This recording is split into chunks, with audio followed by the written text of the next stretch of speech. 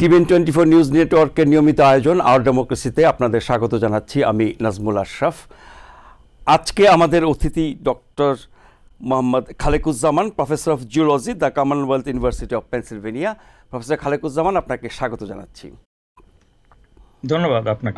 এছাড়াও আমাদের অতিথি আছেন শেখ আল মামুন, শিক্ষাবিদ এবং রাজনৈতিক বিশ্লেষক এবং CEO Mamun tutorial.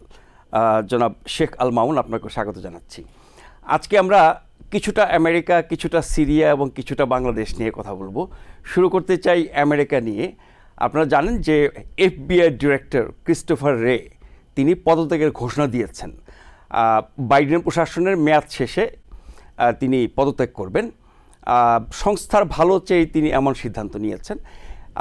Donald Trump যেহেতু তার বিকল্প একজনকে মনোনয়ন দিয়ে ফেলেছেন, যদিও ক্রিস্টোফারের মেয়াদ আরও বছর তিনেক বাকি আছে, এতদিন আলোচনা হচ্ছিল যে তিনি পদত্যাগ করবেন নাকি তাকে বরখাস্ত করা হবে। সেই জায়গায় আমরা দেখলাম যে তিনি নিজে থেকে পদত্যাগ করলেন। তার এই পদত্যাগের বিষয়টাকে স্বাগত জানিয়েছেন ডোনাল্ড ট্রাম্প এবং ক্যাশ প্যাটেল, যাকে এফবিআই ডিরেক্টর হিসেবে প্রেসিডেন্ট ইলেক্ট ডোনাল্ড ট্রাম্প মনোনয়ন দিয়েছেন, তিনি বলেছেন শান্তিপূর্ণভাবে ক্ষমতা হস্তান্তরের জন্য তিনি উন্মুখ হয়ে আছেন। আমরা এফবিআইয়ের এই বিষয়টি নিয়ে আলোচনা শুরু করতে চাই। Professor Khalequzzaman, FBI director Christopher রের এই সিদ্ধান্তকে আপনি কিভাবে দেখছেন, বা তিনি কি ট্রাম্পের রোষানলে পড়ার ভয়ে এখান থেকে সরে গেলেন, নাকি যেহেতু তাকে বাদ দেওয়ার সিদ্ধান্ত ট্রাম্প নিয়ে ফেলেছেন আরেকজনকে মনোনয়ন দিয়ে, সেই পরিস্থিতি মোকাবেলা করতে চান না বলে হয়তো তিনি সরে গেছেন, এবং তিনি সরে যাওয়াতে যিনি আসছেন তিনি যদি সেনেটের মনোনয়ন পান, আপনার ক্যাশ প্যাটেল, তার নানান দিক নিয়ে আলোচনা এর মধ্যে হয়েছে অনেক, আপনিও নিশ্চয়ই করেছেন। বিকল্প হিসেবে তিনি আসলে কি হবে, এফবিআইয়ের ভূমিকা কি হবে, এফবিআইকে কিভাবে ব্যবহার করা হবে, দেশের নিরাপত্তা যে দায়িত্ব এফবিআই পালন করে অপরাধের বিরুদ্ধে এবং সামগ্রিকভাবে দেশে এবং দেশের বাইরে, সেই ভূমিকা কতটা মানসম্মত থাকবে, সেই আলোচনা নিশ্চয়ই যুক্ত করবেন। আমি শুরুতে আপনার প্রতিক্রিয়া জানতে চাই ক্রিস্টোফার রের পদত্যাগের ঘোষণা সম্পর্কে। জি, ধন্যবাদ আপনাকে। দেখুন, ক্রিস্টোফার রে একজন যথেষ্টই সম্মানীয় ব্যক্তি এবং তিনি হচ্ছে ক্যারিয়ার আর কি, যেটাকে বলে যে সিভিল সার্ভেন্ট। হ্যাঁ, যার জন্য ক্রিস্টোফার রেকে কিন্তু নিয়োগ দিয়েছিল ডোনাল্ড ট্রাম্প নিজেই, তাই না? ডোনাল্ড ট্রাম্প নিজেই যেহেতু নিয়োগ দিয়েছিল, আপনি সেখান থেকে আমরা বুঝতে পারি যে জো বাইডেনের যে 4 বছর, সেই 4 বছরও ক্রিস্টোফার রেকে এখান থেকে সরানো হয়নি এবং সেরকম কোনো আলোচনাও এমনকি হয়নি, যদিও ডোনাল্ড ট্রাম্প তাকে নিয়োগ দিয়েছিল। এর কারণ হচ্ছে তিনি একজন একজন প্রফেশনালিস্ট। সুতরাং সেই ব্যাপারে জো বাইডেন একজন গুড প্রেসিডেন্ট হিসাবে এটাকে হাত দেওয়ার কোনো প্রয়োজন বোধ করেননি। এবং আরেকটা জিনিস থেকে আপনি বুঝতে পারবেন ক্রিস্টোফার রে কতটা ইন্টিগ্রিটি সম্পন্ন লোক ছিলেন। ক্রিস্টোফার রেকে যখন কনফার্মেশন করতে হয়, তখন সেখানে 100 সেনেটরের মধ্যে 92 সেনেটর তার পক্ষে ভোট দিয়েছিল। নিডলেস টু সে যে এখানে ডেমোক্রেট, রিপাবলিকান সবাই তাকে কনফার্ম করার জন্য ভোট দিয়েছিল, মাত্র 5 জন তার বিরুদ্ধে ভোট দিয়েছিল। এবং গত 4 বছর তার ভূমিকা নিয়ে কোনো বিতর্ক আমরা শুনি নাই। সেইটাও শুনিনি, সেটাই আমি বললাম যে তার যে কনফার্মেশনটা সেটাই দেখেন 95, এটা তো একটা অনেক বড় একটা নাম্বার, 92 সরি। তো সেইখানে সেই ভদ্রলোকের আরো 3 বছর বাকি রয়েছে, 2027 পর্যন্ত তিনি সার্ভ করতে পারতেন আমাদের জাতিকে। সেটা না করে তাকে ক্যাশ প্যাটেলকে ডোনাল্ড ট্রাম্প তাকে জায়গাতে রেখেই তাকে নমিনেশন দিয়ে দিয়েছে। তাতে করে যেটা ঘটেছে ক্রিস্টোফার রে, আমার দৃষ্টিতে, আমাদের বাংলায় একটা কথা আছে, মান থাকতে ভঙ্গ দেওয়া। তিনি মান থাকতে ভঙ্গ দিয়েছেন। আদারওয়াইজ তিনি হয়তো একটা এত বড় বসের বিরুদ্ধে আপনি গিয়ে কি করবেন? বস বলতে আমেরিকার প্রেসিডেন্ট তো সবচেয়ে বড় বস, তিনি ইচ্ছা করলেই তাকে নানান অজুহাত দেখিয়ে ফায়ার করতে পারেন। তো আমার দৃষ্টিতে তিনি যে নিজে চলে গিয়েছেন, এটা তার মন রক্ষা হয়েছে। তবে ক্যাশ প্যাটেল এখানে যে আসবে, সেই জায়গাটাতে আমার একটু শঙ্কার ব্যাপার রয়েছে। আপনি ঠিকই বলেছেন, আমরা আপনাদের অনুষ্ঠানে এই ব্যাপারটা নিয়ে আরো আলোচনা করেছি। কেন শঙ্কাটা কয়েকটা কারণ হচ্ছে এফবিআই এর যে প্রধান, তিনি কিন্তু বাংলাদেশের প্রেক্ষিতে যদি বলি, এটাকে মোরলেস বলা যায় দুর্নীতি দমন কমিশনের প্রধান। মানে দেশের ভিতরে যে আভ্যন্তরীণ যে যতগুলি ব্যত্যয় ঘটে, এই যে অপরাধ ঘটে আর কি, এটা মানি সংক্রান্ত কিংবা অন্যান্য অপরাধ, সেগুলি তারা দেখভাল করে এবং সেগুলিকে তারা টেক কেয়ার করে। এবং এটা একটা বড় অর্গানাইজেশন, সেখানে 35,000 লোক নিয়োগ আছে FBI এর আন্ডারে। এর মধ্যে প্রায় 7,000 লোক সরাসরি হচ্ছে যে হেডকোয়ার্টার ইয়েতে আর কি, ওই ওয়াশিংটন ডিসিতে হুবার বিল্ডিং এ। তাদেরকে তো রাস্তা নামায় আনার প্ল্যান করছে। জি জি, সেই কথাটাই বলছিলাম যে ক্যাশ প্যাটেল এবং এদের বাজেটও কিন্তু অনেক বড়, $11 বিলিয়ন বাজেট। তো সেখানে ক্যাশ প্যাটেল যখন নিয়োগ পেয়েছে, নিয়োগ পাওয়ার আগেই তিনি বলেছিলেন তিনি যদি কোনোদিন FBI এর দায়িত্ব পান, তাহলে তার প্রথম দায়িত্বই হবে, কাজই হবে FBI কে ঘুরিয়ে দেওয়া, এটাকে বন্ধ করে দেওয়া। এবং যে 7,000 যে কর্মচারী রয়েছে যে হেডকোয়ার্টার্সে, তাদেরকে দৌড়ের উপর রাখা, এটাই তার ল্যাঙ্গুয়েজ ছিল, তাদেরকে মাঠে ঘাটে পাঠিয়ে দেওয়া। তারা এখানে ওয়াশিংটন ডিসিতে বসে কি করছে? তার বাইরে গিয়েও যেটা আমি বললাম যে ক্যাশ প্যাটেল অতীতে ক্লিয়ারলি বলেছে তিনি যদি এখানে ক্ষমতায় আসেন, মানে এই অফিসের দায়িত্বে, তাহলে তিনি রেট্রিবিউশন নেবেন, প্রতিশোধ নেবেন। যারা ডোনাল্ড ট্রাম্পের যে যারা হচ্ছে রাজনৈতিক প্রতিপক্ষ, তাদেরকে তিনি খুঁজে খুঁজে বের করবেন এবং তাদের বিরুদ্ধে তিনি অ্যাকশন নেবেন, তাদের বিরুদ্ধে তিনি ব্যবস্থা নেবেন। তো একটা মানুষ যেখানে FBI এর প্রধানকে ধরা হয়, একজন শর্টার জাজ আর কি, শর্টার টার্ম জাজরা যেমন এই দেশে হচ্ছে লাইফ লং পায়, কি বলে, নমিনেশন পায়, তো এখানে একজন FBI এর ডিরেক্টরও আপনার লং টার্ম না হলেও 10 বছরের নমিনেশন পায়, কারণ তাকে ধরা হয় তিনি একজন ছোটখাটো বিচারপতি, তার বিচার বুদ্ধি এতটাই হবে, নিরপেক্ষ হবে আর কি। তাতেই বুঝতে পারেন যে ক্যাশ প্যাটেল যে ধরনের অভিব্যক্তি তিনি প্রকাশ করেছেন, তাতে কিছুটা শঙ্কিত হওয়ার কারণ তো রয়েছে। এবং আমার আর একটু বলিনি, এখানে আমি থামবো, যে ক্যাশ প্যাটেলকে যখন নমিনেশন দেয়, সেই সবের উপর ভিত্তি করে কিন্তু জো বাইডেন অনেকটা এসব আঁচ করে তার ছেলেকে তিনি ক্ষমা করে দিয়েছেন। যে তিনি যখন চলে যাবেন, তখন যে তার ছেলেকে নিয়ে এবং অন্যান্য যে রাজনৈতিক প্রতিপক্ষ, এবং তার একটা লিস্টও আছে ক্যাশ প্যাটেলের কাছে, ইনক্লুডিং হচ্ছে কিছু লোক ডেমোক্রেটিক, কিছু লোক রিপাবলিকান, লিজ চেনি, ডোনাল্ড ট্রাম্প, জো বাইডেন, এরকম লোকজনের এগেনস্টে তার লিস্টও আছে, যাদেরকে তিনি খুঁজে খুঁজে তাদের বিচার করবেন। তো তিনি জানেন তাদের অপরাধটা কি, অথচ বিচারের একটা ঘোষণা তিনি অলরেডি দিয়ে দিয়েছেন। সুতরাং এটা খুব ভালো কিছু হচ্ছে না, এটি হচ্ছে আমার রিয়াকশন আর কি। এখন এই FBI পদে পরিবর্তন এবং যেই ব্যক্তিকে মনোনীত করা হয়েছে, আপনার DOJ জন্য যাকে মনোনয়ন করা হয়েছে, ডিরেক্টর অফ ইন্টেলিজেন্সের পদে যাকে মনোনয়ন করা হয়েছে, এই প্রত্যেকটা ব্যক্তি সম্পর্কে আমরা এর মধ্যে অনেক কিছু জেনেছি, যদিও তাদের মনোনয়ন এখনও নিশ্চিত হয় নাই, হতে পারে নাও হতে পারে, দেখা যাক সেটি। এই ব্যক্তিগুলোকে এইসব পদে বসানো মানে কি ট্রাম্পের যেই পরিকল্পনা শুধু সেগুলো বাস্তবায়ন, নাকি দেশের 12টা বাজানো? দেশের 12টা বাজানোর উদ্দেশ্যে নিশ্চয়ই ট্রাম্প এই কাজটা করছে না, অন্তত জেনে শুনে করছে না, কারণ এটা তার প্রেসিডেন্সির উপর রিফ্লেকশন হবে। তিনি যেটা করছেন সেটা হচ্ছে তাদের কতটা যোগ্যতা আছে সেটা না ভেবে তার প্রতি কারা সবচেয়ে লয়াল থাকবে, লয়ালটিটাই হচ্ছে তাদের প্রধান যোগ্যতা। এবং তিনি চাচ্ছেন তার যে ইনার সার্কেলের লোকজন দিয়ে এই পজিশনগুলি ফিল আপ করবেন, যাতে তার যে উদ্দেশ্য, যেভাবে দেশ তিনি চালাতে চান, সেখানে কারো কোনো ধরনের বাধা তার কাছে আসবে না কারো পক্ষ থেকে। সুতরাং এখানে আপনি যেমনটি বললেন, এখানে শুধু যে ক্যাশ প্যাটেল এমন না, সেখানে তুলসি গ্যাবার্ড রয়েছে, NDI মানে ন্যাশনাল ডিরেক্টর অফ ইন্টেলিজেন্স, যিনি হচ্ছে আপনার সমস্ত যে গোয়েন্দা সংস্থা বিশ্বব্যাপী সেগুলির প্রধান। তার বাইরে গিয়ে DOD মানে ডিপার্টমেন্ট অফ ডিফেন্স, প্রতিরক্ষা মন্ত্রণালয়ে যে প্যাট হেক্সেথ, এরকম লোকজনকে তারা যে নিয়োগ দিয়েছে, সেগুলি একজন না, অনেকেই এরকম প্রশ্নের সম্মুখীন হবে, তাদের যে যোগ্যতা, তাদের যে মানে ব্যাকগ্রাউন্ড আর কি, এই পর্যন্ত তারা কি কি করেছে, সেই দৃষ্টিকোণ থেকে এটা দেখার বিষয় যে তাদেরকে দিয়ে প্রশাসন কতটা সঠিকভাবে চলবে। তবে ডোনাল্ড ট্রাম্প চাচ্ছে না কোনো ধরনের রেজিস্ট্যান্স তার থেকে, তার যে অ্যাডমিনিস্ট্রেশন, কারণ গতবারের যে তার অভিজ্ঞতা, তিনি অনেক ভালো ভালো লোককে নিয়েছিলেন এবং দেখা গেল তারা যেহেতু নিজস্ব বিবেক বুদ্ধি খাটান, সেখানে গিয়ে তারা অনেকেই তার বিরোধিতা করেছিল। মানে ভালো লোকগুলো ভালো লোকগুলো ট্রাম্পের জন্য খারাপ হয়ে গেছিল এবং তাদেরকে স্যাক করতে হয়েছিল কাউকে। এই জন্য তিনি প্রথম থেকেই আটঘাট বেঁধে বসছেন যে তিনি চালাবেন দেশটা, অন্যরা কিছু হেল্প টেল্প তাকে করবে। এবার আসতে চাই জনাব শেখ আল মামুন আপনার কাছে। যখন প্রশাসন বদলে যায়, নতুন প্রশাসন আসে, নতুন প্রেসিডেন্ট আসে, সব ক্ষেত্রে পরিবর্তন হবে, এটা খুবই স্বাভাবিক। কিন্তু অনেকে বলেন, নিরাপত্তা বিশ্লেষকদের অনেকেই বলছেন যে নিরাপত্তা সংক্রান্ত যে সংস্থাগুলো, প্রতিষ্ঠানগুলো আছে, সেখানে বড় ধরনের রদবদল করা উচিত না। এটি হচ্ছে একটি। ট্রাম্প কেন করছেন সেটি প্রফেসর খালেকুজ্জামান বলেছেন, আপনিও জানেন।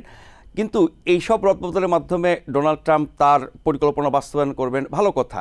কিন্তু যেই ফলাফল হতে পারে বলে আশঙ্কা করা হচ্ছে, সেটা ডেমোক্র্যাটরা তাদের এখন যে শক্তি সামর্থ্য, আমরা জানি যে সেনেট এবং হাউস দুই জায়গাতেই তারা আপনার মাইনরিটি হয়ে গেছেন, প্রশাসনে তো থাকবেনই না। সেক্ষেত্রে তারা কি এটা ঠেকাতে পারবেন, বা আমি বলছি চাপ তৈরি করতে পারবেন যথেষ্ট পরিমাণে? ওয়েল, আপনি ঠিকই বলছেন এবং ডক্টর খালিকুজ্জামান বলছে যে লুক, এখানে কিন্তু FBI as institute is like a very neutral, এবং আমেরিকার লোক এই ইনস্টিটিউশনের প্রতি খুব একটা আস্থা আছেন। এবং আমরা যদি পিছনের দিকেও দেখেন হিলারি ক্লিন্টনের সময় তার ইলেকশনের আগে কিন্তু এমন একটা ইনফরমেশন তারা শেয়ার করলো, তখন তারা এথিক্যালি মনে করতেছিল যে এটা যদি শেয়ার না করি এবং এটার যদি ইম্প্যাক্টে যদি হয়, এমন হয় যদি হিলারি ক্লিন্টন উইন করে বা লুজ করে, বা সেটার যে একটা নেগেটিভ ইম্প্যাক্ট হতে পারতো বা পজিটিভ, তারা কিন্তু সেটা করেনি। তারা চিন্তা করছে যে দেশের জন্য, দেশের জনগণের জন্য what is right, they did that thing.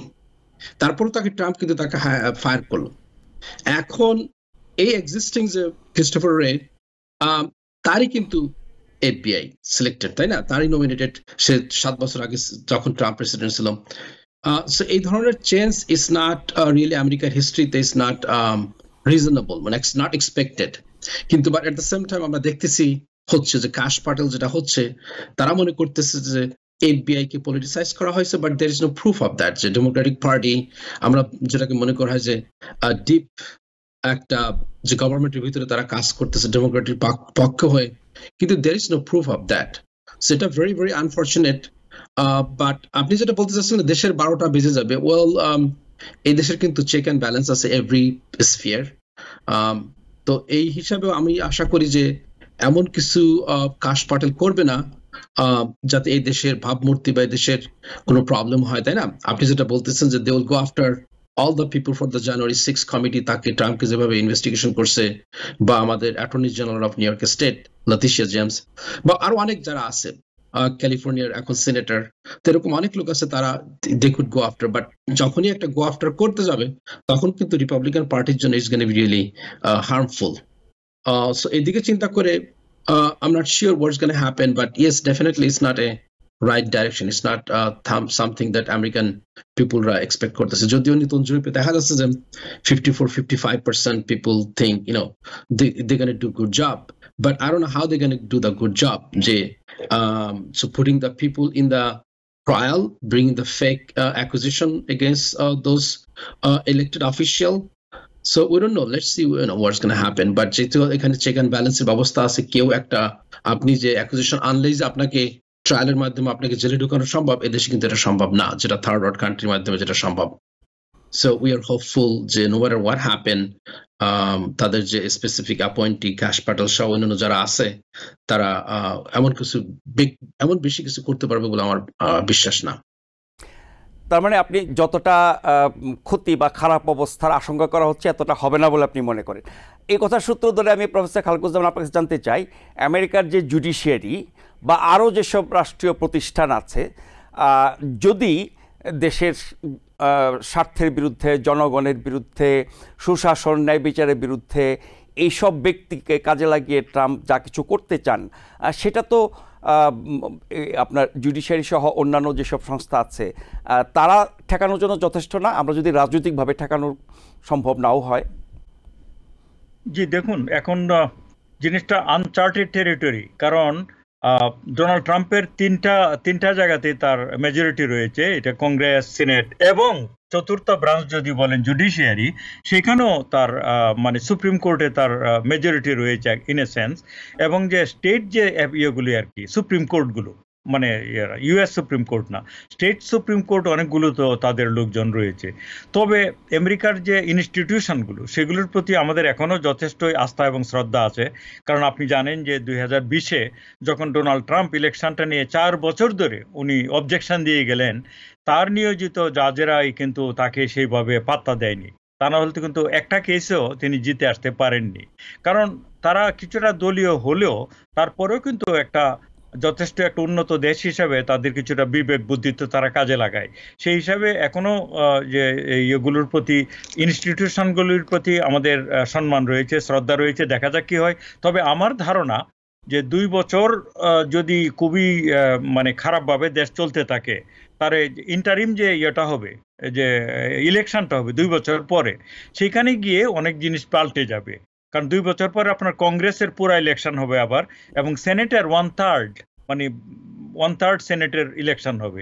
তো দেশের মানুষ এক্সট্রিমটা তো কখনোই পছন্দ করে না। তারা ডোনাল্ড ট্রাম্পকে ভোট দিয়েছে অ্যাবসলিউটলি, কিন্তু যদি মানে দৃশ্যমান কিছু ব্যত্যয় ঘটিয়ে ফেলে, খারাপ যেগুলি মানুষের চোখে, বিবেক বুদ্ধিতে চোখে লাগবে, তাহলে কিন্তু মানুষ আস্তে আস্তে পাল্টে গিয়ে, এটা আমার ধারণা, যে যে অন্তর্বর্তীকালীন যে ইলেকশনটা হবে 2 বছর পরে, সেখানে হয়তোবা কংগ্রেস, বিশেষ করে কংগ্রেসে দেখুন এবার তো মাত্র 2টা সিটের মেজরিটিতে রিপাবলিকানরা রয়েছে এখন পর্যন্ত, অনলি 2টা সিট। এটা তো কোনো মেজরিটি না ধরতে গেলে।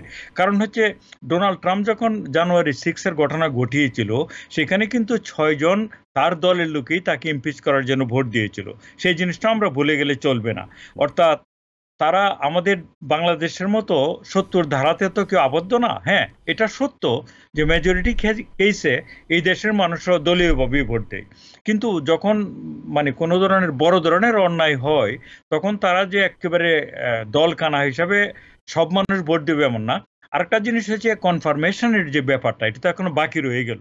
মনে করুন যে রিপাবলিকানের যারা সেনেটর এবং কংগ্রেসম্যান রয়েছে, তারা তো কেউ বলছে না যে ডোনাল্ড ট্রাম্পকে যে আপনার মনোনীত প্রার্থীকে আমরা কনফার্মেশন দিব না। তারা হয়তো কনফার্মেশনের সময় এটা বলবে যে একটু বেটার ক্যান্ডিডেট নিয়ে আসেন, অর্থাৎ তাদেরকে একটু যাচাই বাছাই করার চেষ্টা করবে, তাই না? তখন হয়তো বা 2-1 জন ঝরেও পড়তে পারে, যেমন ম্যাট গেটস অলরেডি ঝরে পড়েছে নিজের উদ্যোগে। সেটাও আমরা আশা করতে পারি। অর্থাৎ আমি যেটা বলছি, যে সেনেট এবং কংগ্রেস যদিও ডোনাল্ড ট্রাম্পের দলেরই লোক, তারা একেবারে দলকানা হয়ে সবাইকেই শুধু ঢালাওভাবে কনফার্মেশন করে দিবে, সেটা আমি এখনো চিন্তা করতে চাই না। জি, আলটিমেটলি হয়তো কিছু রদবদল আনা হবে। আপনি যেটা বলছিলেন যে খারাপ যা কিছু আশঙ্কা করা হচ্ছে, সেটা বড়জোর 2 বছর পর্যন্ত হতে পারে। মিড টার্ম ইলেকশনে গিয়ে যখন আবার ক্ষমতা রদবদল হবে, একচেটিয়া ক্ষমতা থেকে আবার একটু ভারসাম্যপূর্ণ অবস্থায় আসবে, তখন হয়তো এগুলো আশঙ্কা কমে যাবে। কিন্তু যেটা আপনি বলছিলেন যে আপনার জুডিশিয়ারি, লেজিসলেচার এবং আপনার অ্যাডমিনিস্ট্রেশন সব কিছু একচেটিয়া রিপাবলিকানদের হাতে বা ডোনাল্ড ট্রাম্পের হাতে, এরকম একটি ব্যবস্থায় অথরিটারিয়ান রুল স্টাবলিশড হওয়ার আশঙ্কা কতখানি? না, একেবারে সরাসরি অথরিটারিয়ান রুল ডোনাল্ড ট্রাম্প বলে আমরা এরকম আশঙ্কাটা করছি, তাই না? তা নইলে অতীতে এমন ঘটেছে অনেকবার যে 3 দলের লোকেই 3টা ইয়েতেই, শাখাতেই একটা দলের মানুষ ছিল। এটা কিন্তু রেয়ার না এই দেশে। কিন্তু যেহেতু ডোনাল্ড ট্রাম্পের ব্যক্তিত্ব আমরা জানি, এই জন্য কিছুটা আমরা ভয় পাচ্ছি। কিন্তু সেটাও আমি মনে করি না যে টোটালি অথরিটারিয়ানের দিকে চলে যাবে। কারণ এটা বড় জোর 2 বছর সে কিছু ক্ষমতার অপব্যবহার করতে পারবে বলে আমার ধারণা আর কি। তবে আরেকটা অন্যভাবে যদি বলি, যেহেতু এই দেশের জনগণ মানে ব্যাপক মেজরিটিতেই বলা যায় তাকে ভোট দিয়ে ক্ষমতায় বসিয়েছে, আমি যতটাই এই ব্যাপারে শঙ্কিত হই, তারা তো এটাকে সঠিক মনে করছে। সুতরাং তারা যদি এটা ঠেকে গিয়ে শিখে, সেটাও হতে পারে যে তারা নিজেরাই বুঝতে পারবে যে এতটা একচেটিয়া মানে দেওয়া, মেজরিটি একটা দলকে দেওয়া সঠিক না। এবারে নির্বাচনের ফলাফল যারা বিশ্লেষণ করেছেন, সবার বিশ্লেষণের যদি সারমর্ম ধরি, এমনকি ডেমোক্রেটদের মধ্যেও যারা নানান মতামত দিয়েছেন, তাতে মনে হচ্ছে যে ডোনাল্ড ট্রাম্প তার গুণে জেতেন নাই, ডেমোক্রেটদের ব্যর্থতা বা দোষের কারণে তিনি জিতেছেন। ব্যাপারটা কি এরকম? এটা অনেকটা এরকম, পূর্ব না হলে অনেকটা। কারণ হচ্ছে জো বাইডেন যখন জিতেছিলেন, মানে তখনও কিন্তু আসলে জো বাইডেন সেবারতে জিতে আসেনি, বরং ডোনাল্ড ট্রাম্পকে মানুষ হারাতে চেয়েছিল 4 বছর পরে। সেটা আপনি বলতে পারেন না, জো বাইডেন হিউজলি পপুলার ছিল না, থাকলে কিন্তু উনি 16 সনেই ইলেকশনটা করতেন, ভাইস প্রেসিডেন্টে গিয়ে এটা তো লজিক্যাল ছিল, সেটা তিনি করেননি। সুতরাং এটা যে ঘটে না সেটা না, এরকমই অনেকটা। আর এইবারের যে জো বাইডেন কতটা ফিয়াস্কো ছিল আমরা জানি, বিভিন্ন কারণে, অর্থনীতি, তার বর্ডার, তারপরে হচ্ছে গাজার যুদ্ধ, এবং কমলা হ্যারিসও হিউজলি পপুলার ছিল না। এগুলো তো আমরা অনেক আলোচনা করেছি আপনাদের অনুষ্ঠানে, সেই আলোচনাটায় পুরোপুরি আর না যায়। সেটাই, মানে ওই বিশ্লেষণে ডেমোক্রেটদের ব্যর্থতার কারণগুলোই বেশি করে সামনে এসেছে।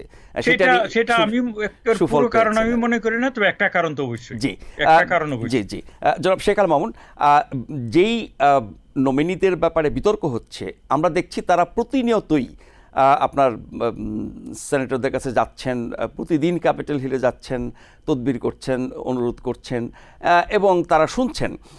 রিপাবলিকানদের মধ্যে কারো কারো মন্তব্যে মনে হয় যে তারা একেবারে অন্ধভাবে এদেরকে সমর্থন হয়তো করবেন না।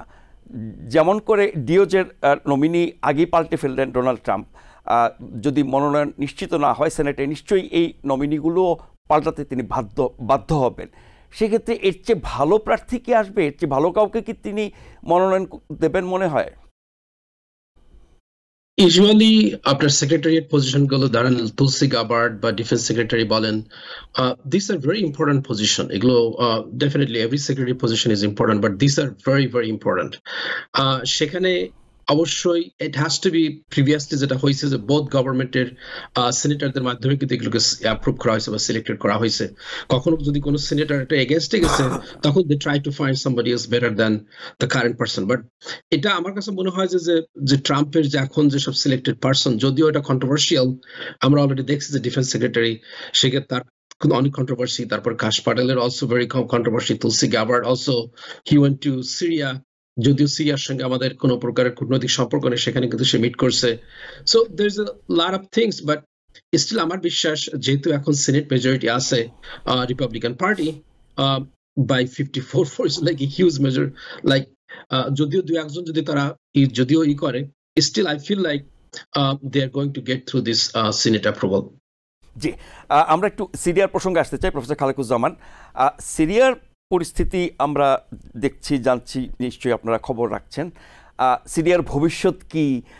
কেমন সরকার প্রতিষ্ঠিত হবে? শান্তি আসবে কিনা? স্থিতিশীলতা আসবে কিনা? জঙ্গি শাসন কায়েম হবে কিনা?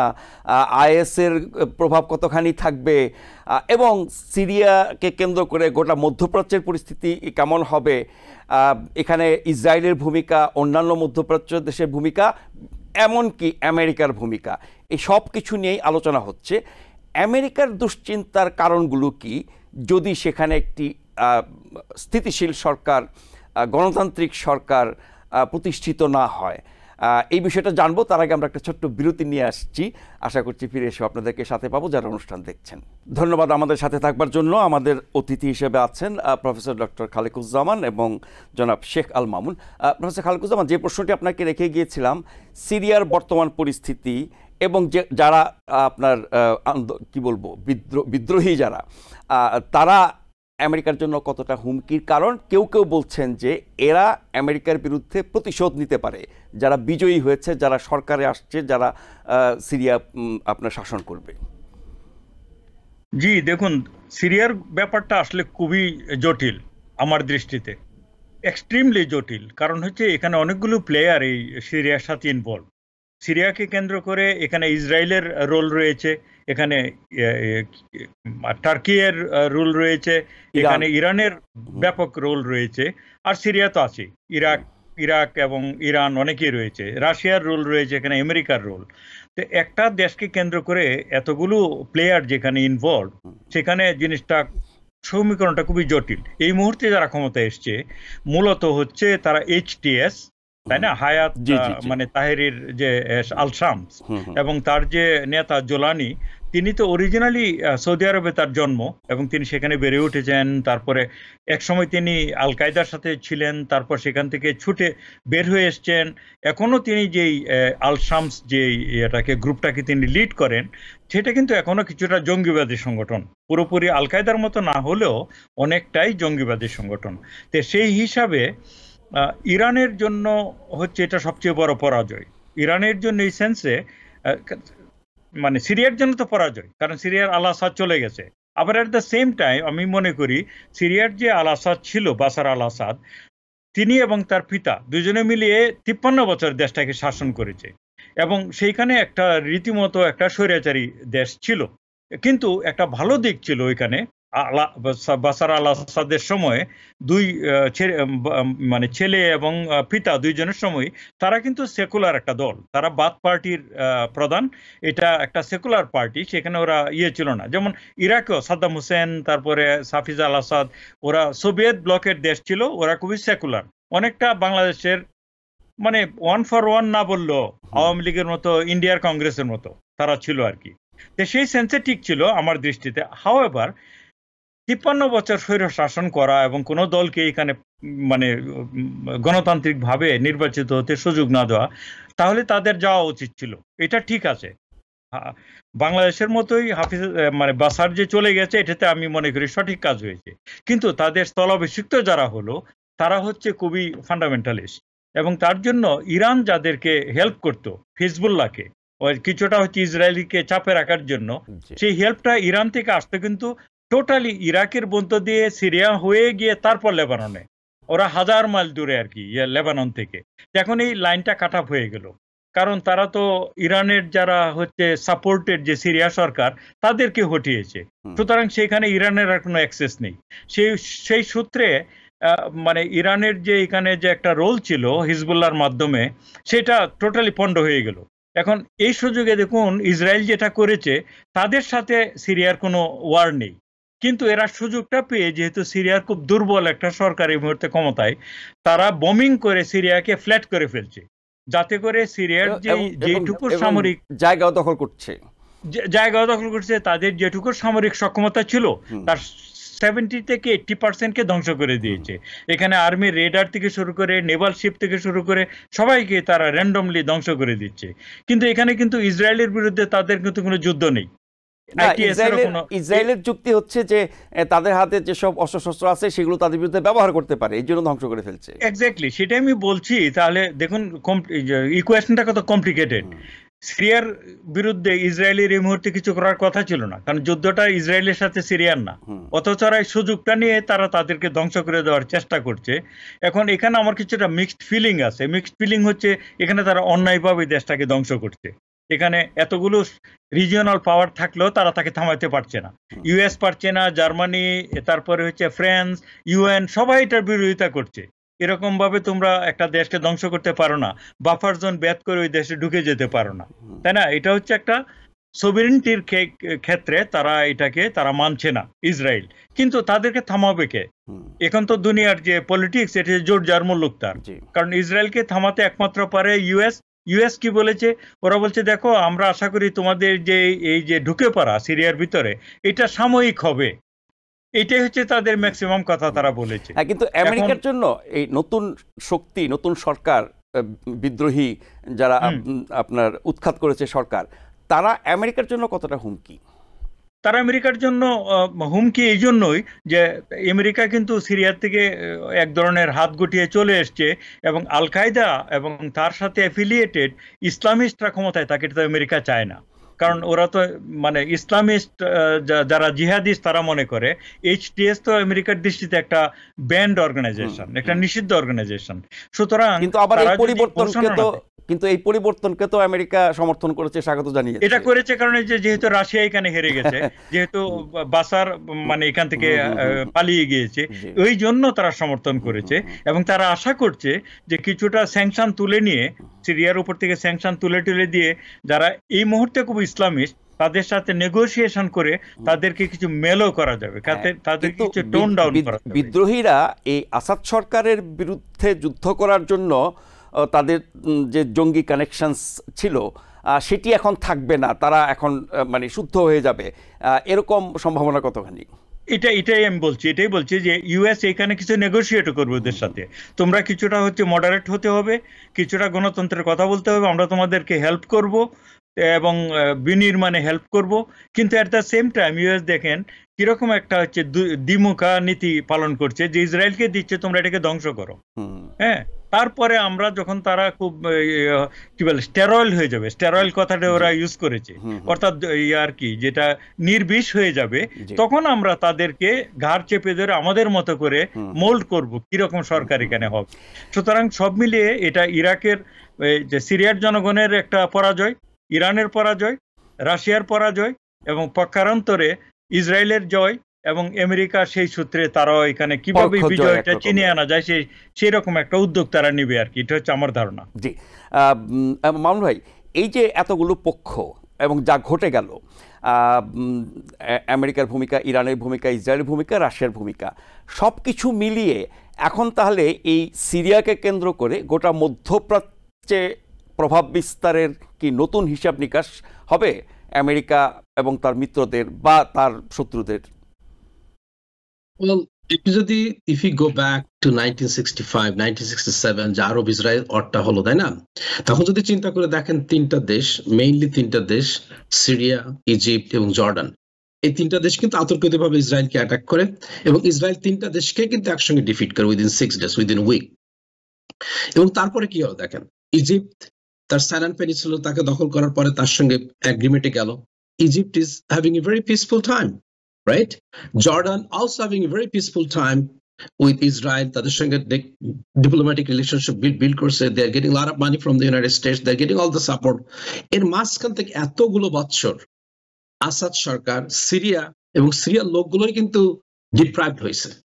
তখন ওই দুইটা দেশ যখন তাদের সঙ্গে এগ্রিমেন্ট সাইন করলো, তখন তো সিরিয়ারও করা উচিত ছিল।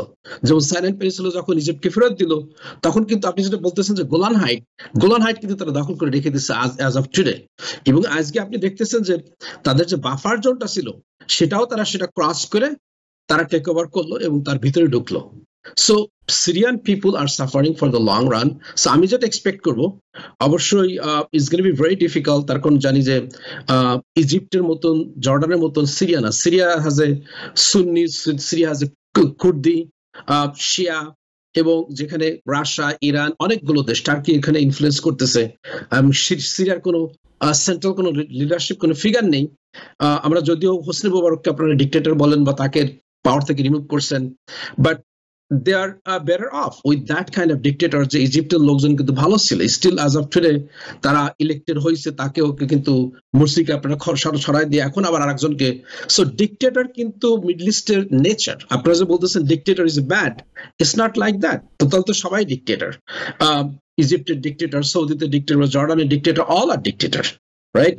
So that's not the point. Point হচ্ছে আমার বিশ্বাস এই মুহূর্তে যেটা উচিত, যদি Syrian যেই আসুক, যে রিভেল গ্রুপই পাওয়ারে আসুক, they should have some limited democracy or whatever the democracy they want to establish, এবং they should have peaceful coexistence for the sake of the people of Syria, because Syria is not as powerful as Egypt. Egypটের strong military আছে, জর্ডানের they don't have any military, কিন্তু Syria কিন্তু ওই পর্যায়ে কখনো যেতে পারবে না, এবং সিরিয়ার কোনো রিসোর্সই নেই যেগুলোকে ওয়েস্টার্নের কাছে বিক্রি করে they will make a lot of money, they buy the Russian arms and establish themselves as a more powerful military. এটা কিন্তু আর it's not possible.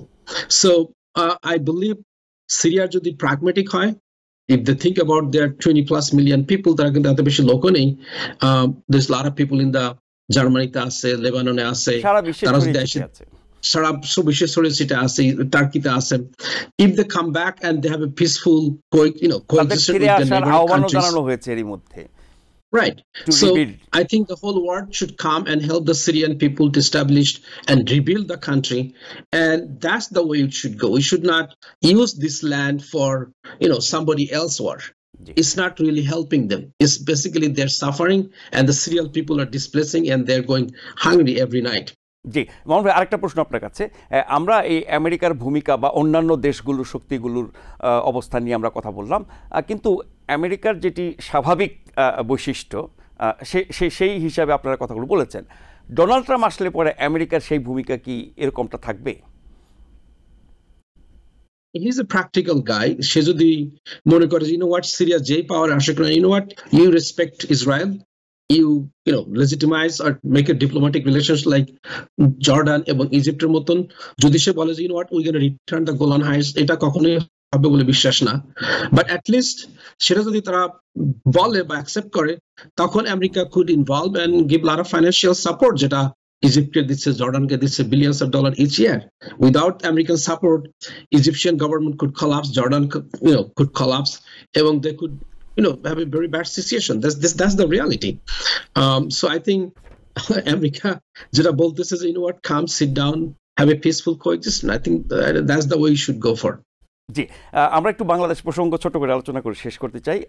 Professor Khaliquzzaman, বাংলাদেশের অনেক খবর আছে, উল্লেখযোগ্য খবর যদি বলি, বিএনপির 3টি অঙ্গ সংগঠন ঢাকা থেকে আখাউড়া সীমান্ত পর্যন্ত লং মার্চ করেছে ভারতের আগ্রাসী ভূমিকার প্রতিবাদে এবং বন্ধুত্বপূর্ণ সম্পর্ক স্থাপনের দাবিতে। এর ফলে যে ভারতের অবস্থান বদলে যাবে তা না, কিন্তু এর তো একটা মনস্তাত্ত্বিক প্রভাব আছে, জনগণের উপরে একটা প্রভাব আছে। এই মুহূর্তে ভারতের ভূমিকা সম্পর্কে গোটা বাংলাদেশের মানুষের যে এক ধরনের ঐক্য তৈরি হয়েছে, মানুষ সোচ্চার হয়েছে, সরকারও শক্ত ভূমিকা নিয়েছে, সেখানে এই ধরনের কর্মসূচি কি ভূমিকা রাখতে পারে? জি দেখুন, এই ধরনের কর্মসূচি শুধুই পলিটিক্যাল, কারণ হচ্ছে ওরা তো আর লং মার্চ মানে তো ওরা আসলেই ভারতে গিয়ে ঢুকতে পারবে না। এটা হচ্ছে একটা বাস তৈরি করা, একটা তাদের জানান দেওয়া যে আমরা এটা চাচ্ছি, এবং জনগণের সামনে ইলেকশন রেখে জনগণের মধ্যে এক ধরনের যে তারা কতটা দেশপ্রেমিক, নিজের দেশের স্বার্থটাকে তারা কত উপরে দেখছে, আমার দৃষ্টিতে এর বাইরে গিয়ে এটার এমন কোনো গেইন নেই। তবে এটার প্রয়োজনও রয়েছে, কারণ হচ্ছে ভারত শেখ হাসিনার পতনের পরে যেই রোল নিয়েছে, এটা আপনারা দেখেছেন, আপনি কথা বলেছেন, আমরা কথা বলেছি, সেই জিনিসগুলি আসলে খুবই খুবই নিন্দনীয় আমার দৃষ্টিতে। এবং এখানে আমাদের যে জাতীয় ঐক্য আমরা যেটা দেখতে পাচ্ছি, যে আমরা ভারত বিরোধী না, কিন্তু আমাদের স্বার্থটা প্রথম, এবং আমরা সমতা এবং ন্যায্যতার ভিত্তিতে আমরা একটা স্বাধীন সার্বভৌম দেশ হিসাবে আমরা আয়তনে যত ছোটই হই, আমরা ওদের সাথে ন্যায্যতার ভিত্তিতে সম্মানজনক একটা আচরণ আশা করি। সেটারই একটা ম্যানিফেস্টেশন হচ্ছে এই ধরনের যে পলিটিক্যাল ইয়েগুলি আর কি, র্যালিগুলো। তো আর যে মিস্ত্রি এসছিল, এটাও একটা ভালো হয়েছে। এরপরে কিন্তু ইন্ডিয়াতে এই ধরনের রেটরিক অনেকটা কমে গেছে বাংলাদেশের বিরুদ্ধে। এমনকি ইন্ডিয়ার যে পার্লামেন্ট, কংগ্রেসের পার্লামেন্টের যে ফরেন রিলেশন কমিটি, তারাও কিন্তু এখন আলোচনায় নিয়ে আসছে যে শেখ হাসিনাকে কেন এই দেশে রাখা হচ্ছে, কিসের ভিত্তিতে, এটা আমরা একটু জানতে চাই। এই জিনিসগুলো কিন্তু 2 সপ্তাহ আগে এমন ছিল না। সুতরাং আমি মনে করি কিছু কিছু হাওয়াতে মানে হাওয়া বদল হতে শুরু করেছে, এবং এটা শুরু হয়েছে 2টা কারণে। একটা, বাংলাদেশের যে সমস্ত পলিটিক্যাল পার্টিগুলো, ধর্মীয় পার্টিগুলো, তারা যে একটা ঐক্যমত দেখাতে পেরেছে ফর দ্য ফার্স্ট টাইম, এটা ইন্ডিয়াতে মেসেজটা গেছে। তারপর বাংলাদেশ যে কন্টিনিউয়াসলি ডিবাঙ্ক করছে ইন্ডিয়ার যে এগুলি আর কি, ইন্ডিয়ার যে এই যে ফেক নিউজগুলো, এবং তাদের যে রাষ্ট্রীয় পর্যায়ে লোকজনকে ডেকে এনে, যে ambassador included, high commissioner included, এবং জনাব মিস্ত্রিকেও বলে দিয়েছে, দেখো তোমরা যা করছো এটা কিন্তু কোনো সত্যতা নেই, তোমরা যদি চাও আরো রিপোর্টার পাঠিয়ে এসে তোমরা এগুলি যাচাই বাছাই করতে পারো। তাতে বোঝা যায় বাংলাদেশের পজিশনটা অনেক স্ট্রং। এমনকি বাংলাদেশের যে হিন্দু বৌদ্ধ ঐক্য ফ্রন্ট বলে একটা সংগঠন দেখলাম আজকেও, তারা তারপরে হচ্ছে এখানে আরো কিছু কিছু হিন্দু বৌদ্ধ ঐক্য যে সংগঠনের, যেমন গোবিন্দ প্রামাণিক, তারপর আরো কিছু লোকজন, তারা খুব ভোকাল হচ্ছে ইন্ডিয়া আমাদেরকে তারা শুধু কাজে লাগাচ্ছে, তারা আমাদের হেল্প তারা করছে না, আসলে এগুলি করে আমাদের কারো বিপদে ফেলছে। আমরা ভালো আছি এই দেশে, এরকম কিছু কিছু মানে সমস্যা ইন্ডিয়া তো মাইনরিটিদের বিরুদ্ধে আছে। সুতরাং এইটাও আমি খুব প্রশংসার যোগ্য যে আমাদের মাইনরিটিরা মুখ খুলতে শুরু করেছে, এবং এই যে ঐক্যমতটা, সেটা বাংলাদেশের জন্য খুবই খুবই ভালো কাজ করছে বলে আমার ধারণা। জি, মামুন ভাই, আপনাকে দিয়ে শেষ করব। এই যে ধরেন 5ই অগস্টের গণঅভ্যুত্থানের পরে ভারতের যে অন্যায়, গত 16 বছর যে ভূমিকা, সেটি নিয়ে বেশি কথা হচ্ছে এবং একরকমের ঐক্য তৈরি হয়েছে। যেহেতু সামনে নির্বাচন, ফলে যখন যেটা মানুষের কাছে বেশি প্রিয় সেটা উপরই রাজনীতিবিদরা ঝাঁপিয়ে পড়ে। এই যে লং মার্চের কর্মসূচির কথা বলছি, বা প্রতিদিন যেই কথাগুলো হয় বিভিন্ন রাজনৈতিক অনুষ্ঠানে বা রাজনীতিবিদদের মুখে আমরা শুনি, এটা কি আসলে মানে বাংলাদেশের স্বার্থে ভারতের অন্যায়ের বিরোধিতাই কেবল, নাকি এখানে রাজনৈতিক স্বার্থ হাসিলের ব্যাপার আছে নির্বাচনকে সামনে রেখে? Beside the politics, আপনি যদি চিন্তা করেন যে Bangladesh is a independent country, এবং সেটা কিন্তু যে কোনো তাকে রেসপেক্ট করতে হবে তাদের ইন্ডিপেন্ডেন্সের জন্য, তাদের ডোমেস্টিক পারপাসে কেউ ফরেন কোনো government should not interfere. That's the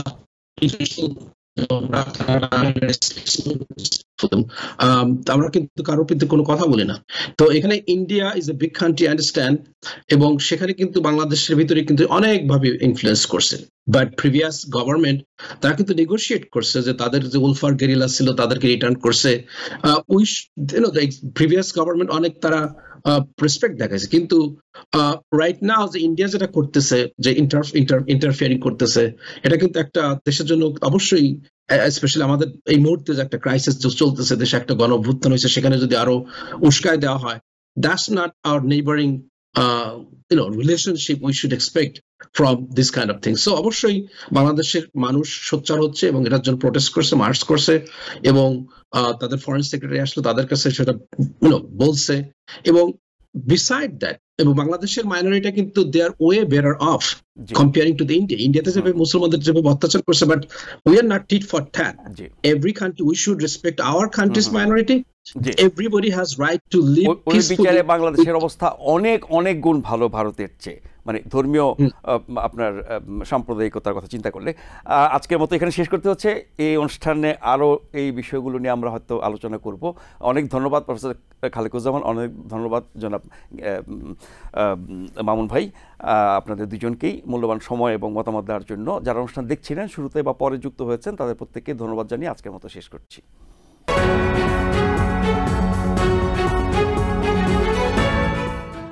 TBN 24 television দেখতে আজই কল করুন 7187776556। লগ ইন করুন www.totalcablebd.com।